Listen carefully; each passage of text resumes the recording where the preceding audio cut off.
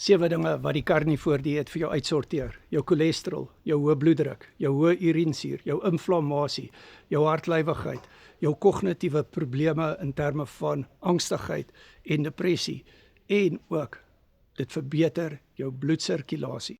Hoekom? Want dit vat die glikasie weg uit jou are uit. Dit help jou om minder inflammasie in jou are te hê. So die inflammasie gaan ook dan uit jou are uit en jy het dus beter bloedsirkulasie. Jou liggaam maak ook nuwe gesonde haarvaatjies as gevolg van die feit dat jy nou 'n gesonde leefstyl het en nie meer 'n hoë koolhidraat, hoë saadolie leefstyl het nie. Die beta-hydroksiebuteraat vat jou inflammasie weg. Hoekom help die karnivoordieet vir depressie en angstigheid?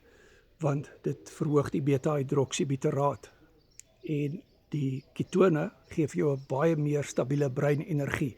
Dit gee ook vir die brein geleentheid om ontslae te raak van die glikasie in die are en dan kry jy dat in die interstisiële spasie die afvalstukkies afgevoer kan word.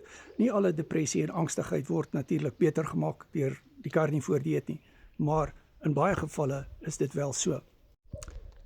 So, jy gaan nog steeds jou regte situasie hê in die werklike lewe, maar jy gaan in staat wees om beter daarmee te deel, omdat jy meer egalige breinenergie gaan hê. Karnivoor Keto Coaching, my nommer is in die bio, WhatsApp